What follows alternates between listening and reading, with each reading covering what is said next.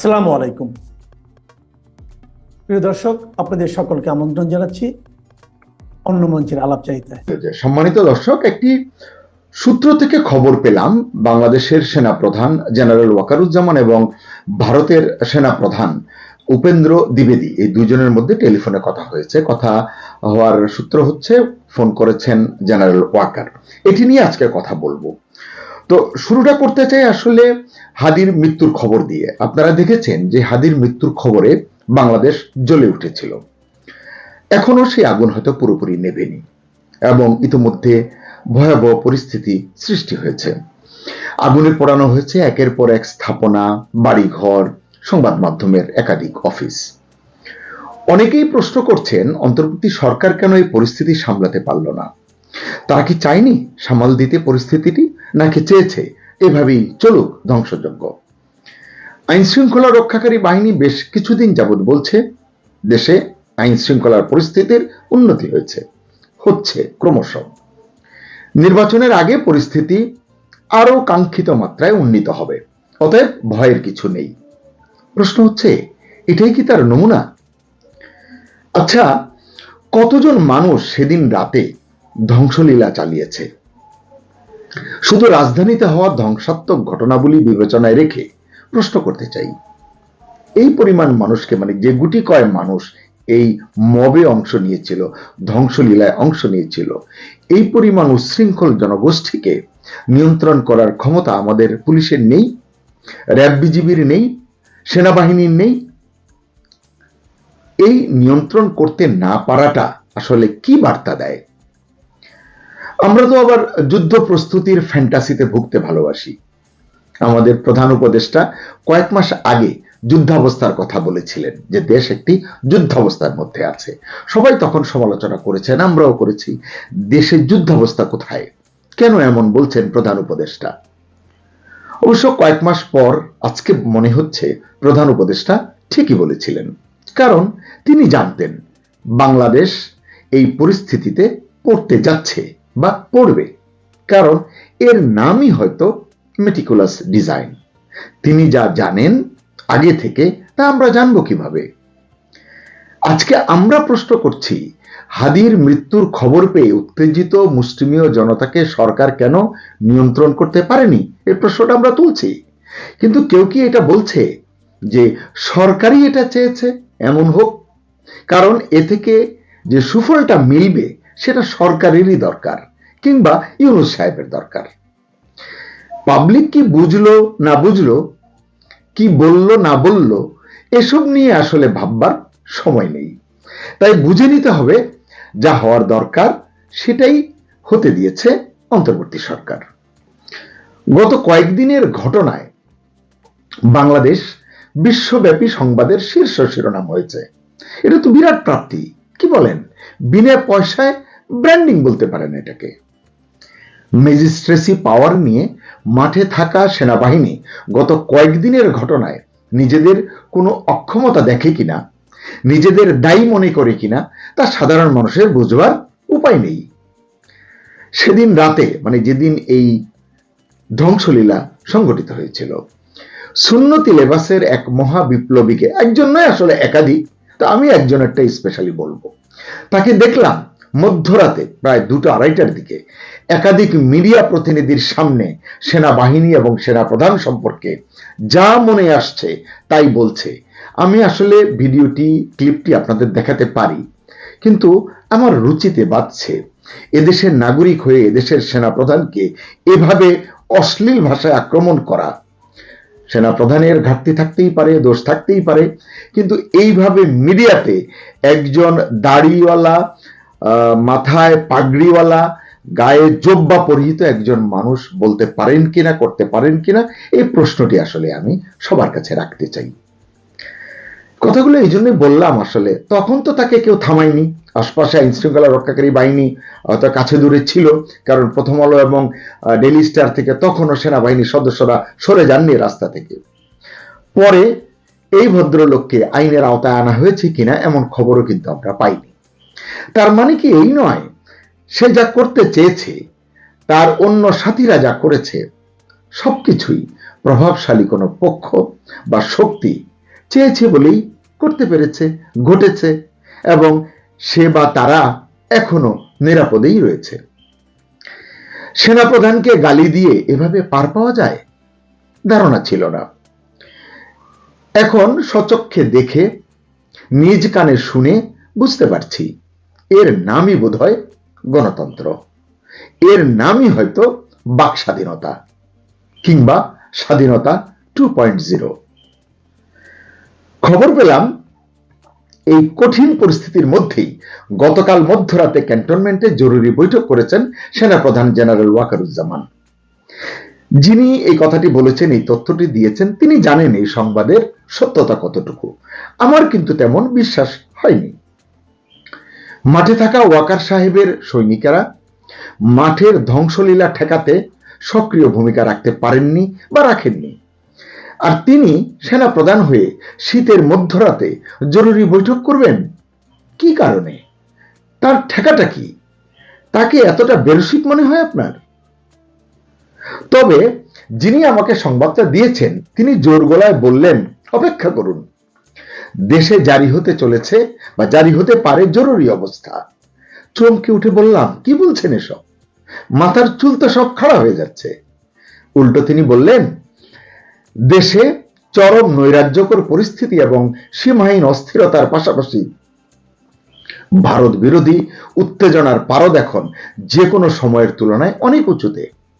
এই পরিস্থিতিতে ভারত যেন হুট করে কিছু করে না বসে, সেজন্য আগেভাগে পরিস্থিতি এবং এর সম্ভাব্য পরিণতি বয়ান করতে, মানে পরিস্থিতি সামাল দিতে এবং সম্ভাব্য পরিণতি সম্পর্কে আলোচনা করতে ভারতের সেনাপ্রধান জেনারেল উপেন্দ্র দ্বিবেদীকে ফোন করেছেন বাংলাদেশ সেনাবাহিনীর সেনাপ্রধান জেনারেল ওয়াকারুজ্জামান।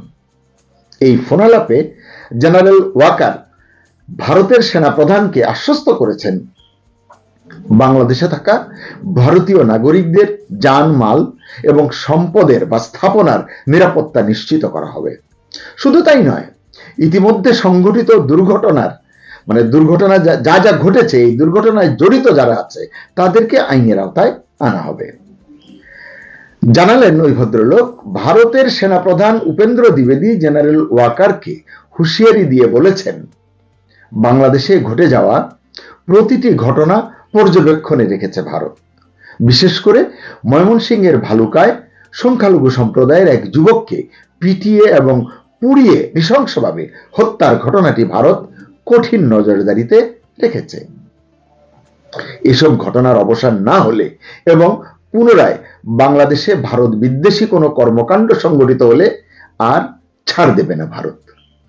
প্রশ্ন হচ্ছে, নিজের দেশের মানুষের জানমাল রক্ষায় যেখানে আমাদের সেনাবাহিনী মাঝে মাঝে অসহায়ত্ব প্রকাশ করছে, কথাটা কেন বললাম? সেদিন রাতেই দেখলাম, নিশ্চয়ই আপনারাও দেখেছেন, উচ্ছৃঙ্খল মবের কাছে সেনা সদস্যরা 20 মিনিট সময় ভিক্ষা করছেন আটকে পড়াদের উদ্ধার করার জন্য। বলেছে, আমাদেরকে একটু করতে দিন, করে আমরা চলে যাব, তারপর আপনারা আপনাদের কাজ করবেন। সেখানে ভারতীয় নাগরিকদের জানমাল রক্ষায় কি অবদান রাখতে পারবে এই সৈন্যবাহিনীর সৈন্যরা? রাজধানীর বারিধারায় অবস্থিত ভারতীয় হাই কমিশন হলো সে দেশের সার্বভৌম একটি স্থাপনা, যেটি আমাদের দেশে আছে।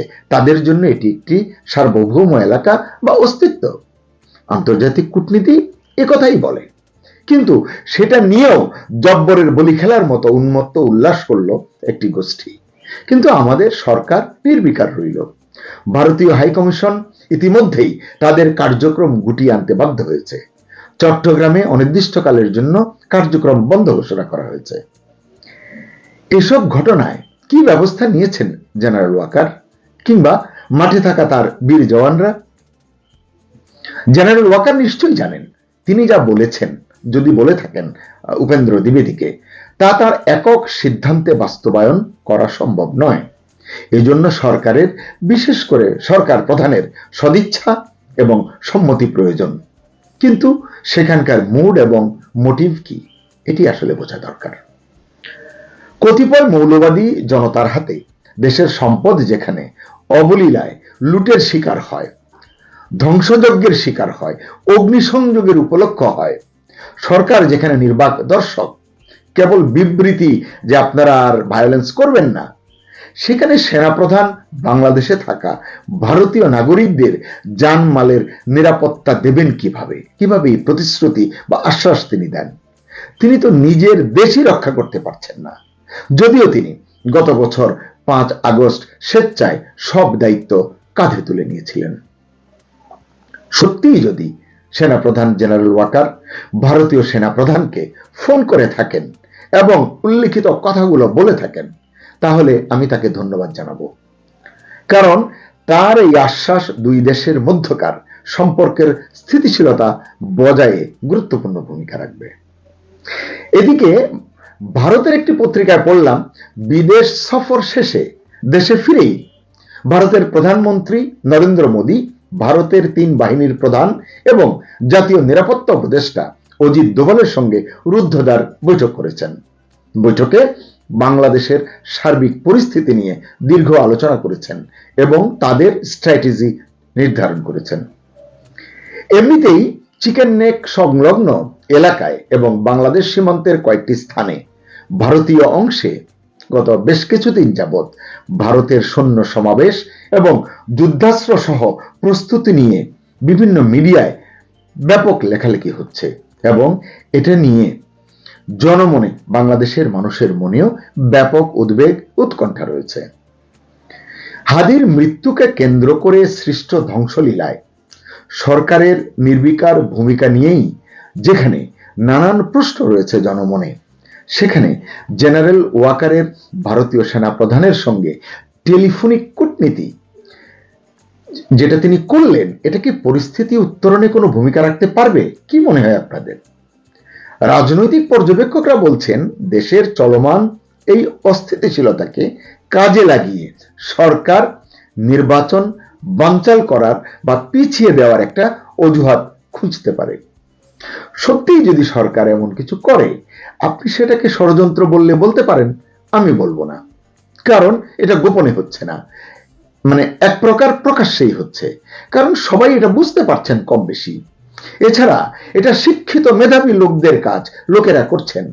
মেধাবী লোকদের এ ধরনের কাজকে ষড়যন্ত্র বলে না, বড়জোর মেটিকুলাস ডিজাইন বলতে পারেন। এরকম পরিস্থিতিতে ভারতীয় নাগরিকদের জানমাল রক্ষায় জেনারেল ওয়াকারের টেলিফোনিক আশ্বাস আরেকটি বার্তা দেয়। সেটা কি? সেটা হলো, হয়তো আবারও ইউনূস এবং সেনাপ্রধানের মধ্যে দূরত্ব বেড়েছে। আগেও অনেকে এমনটি ভেবেছেন, কিন্তু কিছুদিন পরই আবার দেখা গেছে সেনাপ্রধান এবং প্রধান উপদেষ্টার মধ্যে কোনো দূরত্ব নেই, বরং তারা একে অন্যের প্রতি ভীষণ আস্থাশীল এবং নির্ভরশীল। দেশের মানুষ যেখানে প্রত্যাশা করছেন হাদির প্রকৃত হত্যাকারীদের গ্রেপ্তার করা হবে, দৃষ্টান্তমূলক শাস্তি নিশ্চিত করা হবে, সেখানে দেখা যাচ্ছে কেবল জলই ঘোলা করা হচ্ছে এবং অনেক অভিমুখ সৃষ্টি করা হচ্ছে, যাতে প্রকৃত অপরাধী পার পেয়ে যেতে পারে। দর্শক, এর বিষয়ে আর কিছু বলতে চাই না। বাংলাদেশে নির্বাচন ঘোষিত হয়েছে আগামী 12ই ফেব্রুয়ারি। তবে যে পথে চলছে দেশ, তাতে নির্বাচন আদৌ হবে কিনা রীতিমতো সন্দেহ সেটা নিয়ে। হাদি হত্যাকাণ্ড নিয়ে যেভাবে জ্বলছে সারা দেশ, মানে জ্বালানো হচ্ছে এটা ভেবেচিন্তেই, তাতে মনে হচ্ছে নির্বাচন স্থগিত করে দেওয়ার বড় অজুহাত পেয়ে গেছেন মোহাম্মদ ইউনূস ও এনসিপি জামাত। তাই বিএনপি যতই নির্বাচন চেয়ে গলা ফাটাক, নির্বাচন হবে না। এবং এটাও দেখে নেবেন 25 তারিখে তারেক রহমানও খুব সম্ভব দেশে ফিরবেন না, তিনি আবার বাতিল করে দেবেন তার দেশে ফেরার কথা। ফিরলে বিপদ আছে তারেকের। বিএনপি মনে করছে এখন ভোট হলে তারা সংখ্যাগরিষ্ঠ আসন জিতে ক্ষমতায় আসবে, তাই তারা ভোটের জন্য উতলা। কিন্তু লক্ষ্য করার বিষয় কি জানেন? আওয়ামী লীগও পাখির চোখ করে তুলছে নির্বাচনকে। যদিও তারা এখন নিষিদ্ধ দল, নির্বাচন কমিশনে তাদের নথিভুক্তি এই মুহূর্তে স্থগিত, তথাপি তারা নির্বাচনের প্রচার অভিযান শুরু করে দিয়েছে। তা সে নির্বাচন ফেব্রুয়ারিতে হোক কিংবা তার পরে হোক। কিন্তু এতৎ সত্ত্বেও আওয়ামী লীগ নির্বাচনের প্রস্তুতি বেশ জোরে সোরে শুরু করে দিয়েছে। স্বয়ং শেখ হাসিনার কাছ থেকে সম্প্রতি দলীয় কর্মীদের নির্বাচনের জন্য প্রস্তুত হওয়ার নির্দেশ এসেছে। বলা হয়েছে আওয়ামী লীগ সরকারের আমলের প্রাপ্তিগুলো নিয়ে মানুষের কাছে যেতে হবে নেতাকর্মীদের, ঘরে ঘরে এই বার্তা পৌঁছে দিতে হবে যে দেশ কিভাবে অগ্রগতি অর্জন করেছিল আওয়ামী লীগের শাসনকালে, এবং সেই সঙ্গে এটাও বলতে হবে যে ফিরে এসে আবার দেশকে উন্নতির কোন শিখরে পৌঁছে দিতে চান আওয়ামী লীগ নেত্রী, সেই বিষয়গুলো বলতে হবে, অর্থাৎ আগামীর রোডম্যাপ। এই প্রেক্ষিতে প্রশ্ন জাগে, যখন দল কার্যত নিষিদ্ধ, নির্বাচন হলেও সেখানে অংশগ্রহণের সুযোগ নেই, এবং দলের মূল কর্ণধার নেত্রী যখন স্বয়ং দেশ থেকে নির্বাসিত শুধু নন, তার মাথায় ঝুলছে মৃত্যুদণ্ডের পরোয়ানা, তখন নির্বাচনের জন্য দলকে কেন ঝাঁপিয়ে পড়তে বলছেন শেখ হাসিনা? এটা কি অতিরিক্ত স্মার্টনেস দেখানো, নাকি সত্যিই নির্বাচনী ময়দানে আওয়ামী লীগের যোগদানের সম্ভাবনা আছে? এখনকার আলোচনা এই বিষয়টি নিয়ে। কিসের প্রেক্ষিতে আওয়ামী লীগের এই বিশ্বাস জন্মেছে যে তারা নির্বাচনে অংশ নিতে পারবে, এই বিষয়টা নিয়ে এখনকার আলোচনা। প্রথমে দেখা যাক কিভাবে এগোবার ছক করেছেন শেখ হাসিনা। শেখ হাসিনা দলের শীর্ষস্থানীয় নেতা ওবায়দুল কাদেরের, যিনি আওয়ামী লীগের সাধারণ সম্পাদক, তার মাধ্যমে নির্দেশনা প্রদান করেছেন। এই নির্দেশনাগুলি কি? 1. সংগঠন শক্তিশালী করতে হবে, দলকে সুসংগঠিত এবং শৃঙ্খলাবদ্ধ রাখার নির্দেশ তিনি দিয়েছেন, যাতে সদস্যরা নিয়মিত সক্রিয় থাকেন। 2. জনসংযোগ কৌশল, গ্রামীণ এবং শহর এলাকায় ঘরে ঘরে বার্তা পৌঁছানোর জন্য বা কর্মী বাহিনী প্রস্তুত করা। 2024 সালের নির্বাচনে এই মডেলটিতে 6 লক্ষ প্রচার কর্মী নিয়ে আওয়ামী লীগ নির্বাচনী ময়দানে নেমেছিল। 3 নম্বর, ঐতিহ্য এবং দৃষ্টিভঙ্গির বার্তা। এটা খুব বড় একটা বার্তা। সেটা কি? এটা হচ্ছে মুক্তিযুদ্ধের ঐতিহ্য এবং অগ্রগতির বিবরণ বলার মাধ্যমে দলের সাথে সংযোগ স্থাপন করা। এইগুলো হচ্ছে পদ্ধতি। গণতান্ত্রিক প্রক্রিয়া পুনঃপ্রতিষ্ঠার আহ্বান তিনি করেছেন।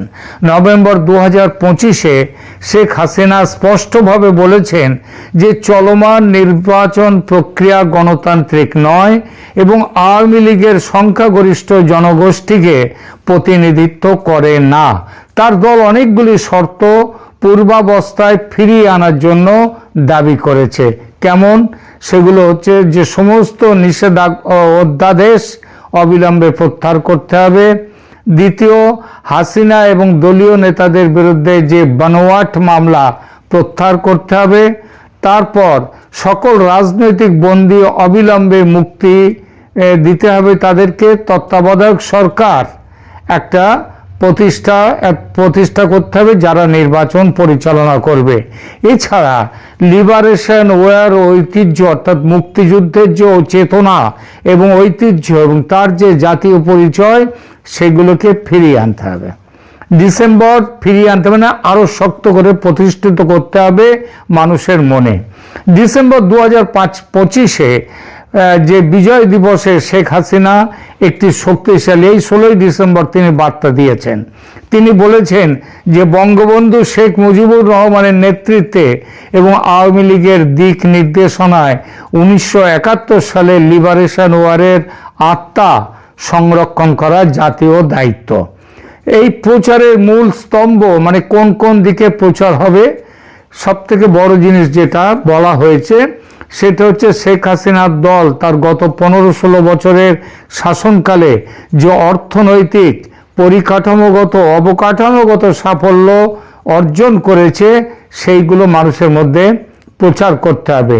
সাম্প্রতিক এক সাক্ষাৎকারে তিনি দাবি করেছেন যে এই সমস্ত সক্রিয় প্রচার কৌশল তিনি বাস্তবায়ন করতে হবে এবং এর এর আগেই বলেছি এর ভিত্তি হবে গত 15-16 বছরের শাসনকালের যে সাফল্য, সেই সাফল্যগুলো, এই বার্তাগুলো তৃণমূল স্তরে প্রচার করা হচ্ছে মানুষকে জানানোর জন্য যে অর্থনৈতিক উন্নতি এবং অবকাঠামো উন্নয়ন কিভাবে সাধারণ জীবনযাত্রার মান উন্নত করেছে। শেখ হাসিনার বিশ্বাস, এবং সেটা সাধারণভাবে সেই বিশ্বাস হওয়ার যথেষ্ট যৌক্তিকতা আছে, সেটা হলো ইউনূসের প্রশাসনিক ব্যর্থতা, দেশের অর্থনীতির ভয়ঙ্কর অবস্থা, দ্রব্যমূল্য বৃদ্ধি, কলকারখানা বন্ধ হয়ে যাওয়া, আইন শৃঙ্খলার ভয়ঙ্কর অবনতি, আর মৌলবাদী শক্তির উত্থান এবং তার ফলে গণতান্ত্রিক ব্যবস্থা ধ্বংস হয়ে যাওয়া। এই সব মিলিয়ে মানুষের সামনে আশার আলো দেখাবে তার শাসনকালের অর্জন, এবং সেই আলো দেখিয়ে মানুষের মনে আওয়ামী লীগ তার আসন আবার আরও শক্ত করে প্রতিষ্ঠা করতে চায়, সেই লক্ষ্যেই প্রচার অভিযানের নির্দেশ। কিন্তু দল যদি নির্বাচনী ময়দানের বাইরে থাকে কিংবা নির্বাচন যদি আদৌ না হয়, তাহলে এই প্রচারে কী লাভ? এর একটাই উত্তর, নির্বাচনে অংশগ্রহণের ব্যাপারে শেখ হাসিনা এবং তার দল আওয়ামী লীগ রীতিমতো আশাবাদী, শুধু আশাবাদী নয়, রীতিমতো। এই আশাবাদ ও আত্মবিশ্বাসের পেছনে আছে আন্তর্জাতিক চাপ, বিশেষ করে ভারতের চাপ। ওসমান হাদির মৃত্যুর পর বাংলাদেশের শাসক গোষ্ঠী যে উচ্চগ্রামে নিয়ে গেছেন ভারত বিরোধিতা, সেটা ভারতের গত 1.5 বছর ধরে ভারতের মধ্যে যে বারুদ জমছিল, সেই বারুদে কিন্তু অগ্নির শলাকা দিয়ে দেয়া হয়েছে, তারপরে বিস্ফোরণ। এবং আপনাদেরকে গত কালকের ভিডিওতে বলেছি, ভারত একেবারে চরম সিদ্ধান্ত নিয়ে ফেলেছে শিক্ষা দেওয়ার পথে, আরও পরিষ্কার করে বললে সামরিক অভিযানের পথে ভারত কিভাবে এগোচ্ছে। কিন্তু হাসিনার এই আত্মবিশ্বাস এবং নির্বাচনে অংশগ্রহণের বিষয়ে তার দলের বর্তমান তৎপরতার পেছনে আন্তর্জাতিক চাপের কথা বলেছি।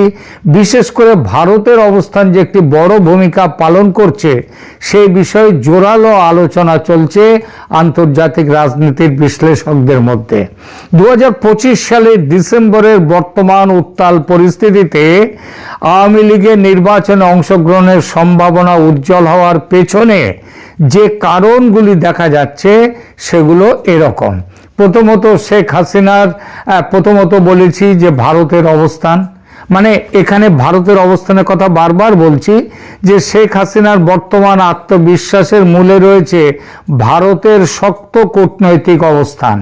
আওয়ামী লীগকে নির্বাচন থেকে দূরে রাখা বা নিষিদ্ধ করার যে প্রক্রিয়া অন্তর্বর্তীকালীন সরকার করেছে, ভারত তা নিয়ে প্রকাশ্যে এবং কূটনৈতিক চ্যানেলে প্রবল উদ্বেগ জানিয়েছে এবং চাপ দিয়েছে আওয়ামী লীগকে নির্বাচনে অংশ নেয়ার ব্যাপারে, তাদের গণতান্ত্রিক পরিসর সংকুচিত না করার জন্য। অর্থাৎ আওয়ামী লীগকে বাদ দিয়ে নির্বাচন হলে সেটা দেশের গণতান্ত্রিক পরিসর সংকুচিত করার সামিল হবে। ভারত মনে করে একটি বড় রাজনৈতিক শক্তিকে নির্বাচনের বাইরে রাখলে বাংলাদেশের স্থিতিশীলতা আসবে না। হাসিনার জন্য এটি একটি বড় লাইফ লাইন। তিনি মনে করছেন ভারতের এই চাপের মুখে অন্তর্বর্তীকালীন সরকার নমনীয় হতে বাধ্য হবে, কারণ তাকে ছাড়া নির্বাচন করলে সেই নির্বাচনের আন্তর্জাতিক গ্রহণযোগ্যতা থাকবে না।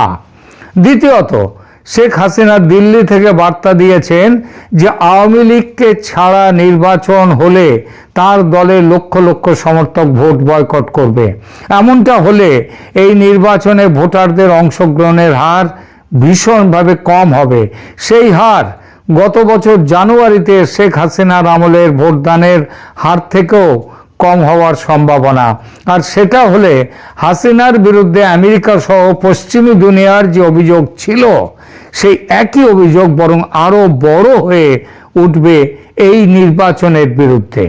সবচেয়ে বড় কথা, বিএনপি নিজে নির্বাচন বয়কট করেছিল এর আগে আওয়ামী লীগ কিন্তু বয়কট করতে চায় না নির্বাচন, তারা নির্বাচনে অংশ নিতে চায়। এই অবস্থায় তাদের বাদ দিয়ে নির্বাচন করলে সেই নির্বাচন শুধু ভারত নয়, পশ্চিমের কোনো গণতন্ত্রই মানবে না। তৃতীয়ত, দক্ষিণ এশিয়ার ভূ রাজনীতিতে ভারতকে সঙ্গে রাখা যে ভীষণভাবে জরুরি, এই সত্যিটা এতদিনে ভালোভাবে বুঝতে পেরেছেন মার্কিন প্রেসিডেন্ট ডোনাল্ড ট্রাম্প। ট্রাম্প বুঝেছেন ভারতকে সঙ্গে না রাখলে ভারত তার নিরপেক্ষ অবস্থান পাল্টে রাশিয়ার আরও ঘনিষ্ঠ হবে এবং আমেরিকা থেকে দূরে সরে যাবে। চীন এবং ভারত দুটো দেশকে শত্রু করে তুললে আমেরিকার সমূহ ক্ষতি। বাধ্য হয়েই তাই ভারতের বাংলাদেশ নীতিতে সায় দিতে হবে আমেরিকাকে। আর এই প্রক্রিয়া যে ইতিমধ্যে শুরু হয়ে গেছে তার নানা সংকেত দেখা যাচ্ছে, যার মধ্যে প্রধানতম হলো বাংলাদেশের জাতীয় নিরাপত্তা উপদেষ্টা খলিলুর রহমানের প্রথমে দিল্লি, তারপর দোহায় ভারতের নিরাপত্তা উপদেষ্টা অজিত ডোভালের সঙ্গে বৈঠক। সেই সব বৈঠকে মার্কিন প্রতিনিধিরাও হাজির ছিলেন এবং ভারতের মতে তারা মত মিলিয়েছেন। শেখ হাসিনা স্পষ্ট বুঝেছেন এটা, তাই দলীয় সমর্থকদের উদ্দেশ্যে বার্তা দিয়েছেন প্রচার অভিযান শুরু করার। এরপরেও আছে, এরপরে চতুর্থ যে কারণটা অতি সাম্প্রতিক, হাসিনার পক্ষে সেটা খুব ভালো কাজ দিয়েছে, সেটা হলো ওসমান হাদির হত্যাকাণ্ড, তার পরবর্তী সহিংস ঘটনার প্রবাহ। যেভাবে কোনো রকম তদন্ত ছাড়াই আওয়ামী লীগ ও ভারতকে অভিযুক্ত করে বিবৃতি দিয়েছে বাংলাদেশের রাজনৈতিক নেতারা, বাংলাদেশ সরকারের একাধিক উপদেষ্টা, তাতে ভারত প্রচণ্ড সংক্ষুব্ধ। এই ঘটনাটি হাসিনার জন্য পরোক্ষভাবে একটি সুযোগ তৈরি করেছে। ওসমান হাদির মৃত্যুর পর অভিযোগ ওঠে যে তার হত্যাকারী ভারতে পালিয়ে গেছে, এর জয় তাকে ফেরত দিতে হবে। এর জেরে বাংলাদেশে তীব্র ভারত বিরোধী বিক্ষোভ শুরু হয় এবং ভারতীয় হাই কমিশন ঘেরাও বা বন্ধের দাবি ওঠে। এই পরিস্থিতিতে ভারতও কঠোর অবস্থান নিয়েছে। ভারতীয় ভিসা সেন্টারগুলো সাময়িকভাবে বন্ধ করা হয়েছে এবং ঢাকায় ভারতীয় দূতকে বাংলাদেশ তলব করেছিল, তার পাল্টে হিসেবে ভারতও কড়া ভাষায় কূটনৈতিক প্রতিবাদ জানিয়েছে। এসব ঘটনায় হাসিনার কি লাভ? বাংলাদেশে দেখুন, বাংলাদেশে যখনই ভারত বিরোধিতা সহিংস রূপ নেয় বা অস্থিতিশীলতা তৈরি হয়, তখন ভারত নিরাপত্তা নিয়ে তার নিরাপত্তা নিয়ে উদ্বিগ্ন হয়ে পড়ে। ভারত তখন মনে করে যে বাংলাদেশে হাসিনাই একমাত্র স্থিতিশীলতার গ্যারান্টি। ওসমান হাদির মৃত্যুকে কেন্দ্র করে সৃষ্ট অরাজকতা ভারতকে এই সিদ্ধান্তে আরও অটল করছে যে বর্তমান অন্তর্বর্তী সরকার পরিস্থিতি নিয়ন্ত্রণে ব্যর্থ এবং হাসিনার মতো শক্ত হাতের শাসকই তাদের বাংলাদেশের জন্য যেমন প্রয়োজন, তেমনি ভারতেরও অভ্যন্তরীণ নিরাপত্তার জন্য প্রয়োজন। হাসিনার আত্মবিশ্বাস এখান থেকেই আসছে যে পরিস্থিতি যত খারাপ হবে ভারতের সমর্থন তার প্রতি তত জোরালো হবে। হাসিনা যে কর্মীদের উন্নয়নের কথা বলে ঘরে ঘরে যাওয়া নির্দেশ দিয়েছেন, তা মূলত দলের মনোবল চাঙ্গা রাখার এবং অস্তিত্ব টিকিয়ে রাখার কৌশল তো বটেই, তার সঙ্গে বিরাটভাবে ফিরে আসা নির্বাচনী ময়দানে সেটাও উদ্দেশ্য। যদিও প্রকাশ্যে বড় সমাবেশ করা কঠিন, তবুও গোপনে বা ঘরোয়াভাবে জনসংযোগের মাধ্যমে তিনি ভোটারদের মনে করিয়ে দিতে চাইছেন তার সময়ের স্থিতিশীলতার কথা। আওয়ামী লীগ নিষিদ্ধ হওয়ার বা কোণঠাসা হওয়ার ভয়ের মধ্যেও নভেম্বরে দেশ জুড়ে শাটডাউন বা বিক্ষোভের ডাক দিয়ে সফল করেছে, সেগুলো নিজেদের উপস্থিতির জানান দিয়েছে। এই সক্রিয়তা আন্তর্জাতিক মহলকে দেখানোর জন্যে যে আওয়ামী লীগ এখনো একটি শক্তিশালী পক্ষ এবং তাদের ছাড়া রাজনীতি অচল। শেখ হাসিনার এই রীতিমতো আশাবাদী হওয়ার পেছনে এগুলো প্রধান কারণ। আরও একটা বড় কারণ রয়েছে, বললাম জিও পলিটিক্যাল ইকুয়েশন বা ভূ রাজনৈতিক সমীকরণ, এবং সেই সমীকরণ অনুযায়ী আওয়ামী লীগকে সেখানটাতে আওয়ামী লীগ এবং এই ভূ রাজনৈতিক সমীকরণের জন্য ভারতকে অস্বীকার করা যাবে না। ভারতের অবস্থানকেও, ভারতের চাওয়াটাকেও গুরুত্ব দিতে হবে। সুতরাং কি দেখা গেল শেখ হাসিনার আত্মবিশ্বাস কোনো অলীক স্বপ্ন নয়, বরং এটি ভারতের কূটনৈতিক লেভারেজ এবং বাংলাদেশের অভ্যন্তরীণ স্থিতিশীলতাকে কাজে লাগানোর ঠান্ডা মাথার রাজনৈতিক হিসাব। আন্তর্জাতিক ভূ রাজনীতির খেলায় বাংলাদেশে ভারত যেটা চায় সেটা অস্বীকার করার ক্ষমতা খোদ আমেরিকারও নেই। আর বাংলাদেশকে স্থিতিশীল রাখার ক্ষমতা ইউনূস কিংবা তার পৃষ্ঠপোষক জামাতের নেই। সে ক্ষমতা আছে আওয়ামী লীগের এবং কিছুটা পরিমাণে বিএনপির। কিন্তু গত 1.5 বছরে বিএনপি যেভাবে নিজেকে মুক্তিযুদ্ধ বিরোধী শক্তিতে রূপান্তরিত করেছে, যেভাবে ইউনূসকে নিঃশর্ত সমর্থন দিয়ে দেশকে আজকের অরাজক পরিস্থিতিতে এনেছে, তাতে বিএনপির সমর্থনের জমি অনেকটাই ভেঙেছে। আমি বারবার করে একটা কথা বলি, বাংলাদেশের নির্বাচনের দুটো পক্ষ, একটা মুক্তিযুদ্ধের সমর্থনের পক্ষে আর একটা মুক্তিযুদ্ধের পক্ষে, আর একটা মুক্তিযুদ্ধের বিরোধের পক্ষে। এই মুক্তিযুদ্ধের সমর্থনের পক্ষের পুরো শক্তিটাই বেশিরভাগ শক্তি বিএনপি থেকে কিন্তু চলে আসবে আওয়ামী লীগের কাছে। আর বিএনপির মধ্যে যে মৌলবাদী শক্তি আছে, মুক্তিযুদ্ধ বিরোধী শক্তিও যারা রয়েছে, তারা চলে যাবে জামাতের সঙ্গে। বিশ্ববিদ্যালয়গুলির ছাত্র ইউনিয়নের নির্বাচন সেটা চোখে আঙুল দিয়ে দেখিয়েছে। আওয়ামী লীগের অনুপস্থিতির কথা ভেবে বিএনপি নিজেকে যতই ক্ষমতাবান ভাবুক না, আসলে সেটা নয়। এই গোপন তথ্য দিয়েছে ভারতের গোয়েন্দা সংস্থাগুলো। এখানেই আওয়ামী লীগের প্রাসঙ্গিকতাকে ভারত তো বটেই, আমেরিকাও মানতে বাধ্য হয়েছে। শেখ হাসিনা এজন্যেই নির্বাচনে অংশ নেওয়ার বিষয়ে এতটা আশাবাদী। দলীয় সমর্থকদের উদ্দেশ্যে ঘরে গিয়ে প্রচার করতে বলা হয়েছে এজন্যই। আর ইউনূসের ক্ষমতা নেই এই নির্বাচনকে হয়তো ফেব্রুয়ারি থেকে সরিয়ে দিতে পারেন কিছুদিনের জন্যে, কিন্তু বড় কোনো সময়ের ব্যবধানে অর্থাৎ বহুদিনের জন্য, যেটা উনি বলেছেন এর আগে, অনেকেই বলছে নাকি ওনাকে 50 বছর দেশ শাসন করতে, 5-10 বছর নয়, 50 বছর কথাটা নিজেই বলেছেন, সেটা কিন্তু সম্ভব নয়। বিশ্ব জনমতের চাপে, ভারতের চাপে নির্বাচন করতে হবে আজ না হোক কাল। ফেব্রুয়ারি বড়জোর, পিছিয়ে 2-1 মাস পিছাতে পারে, তার বেশি নয়।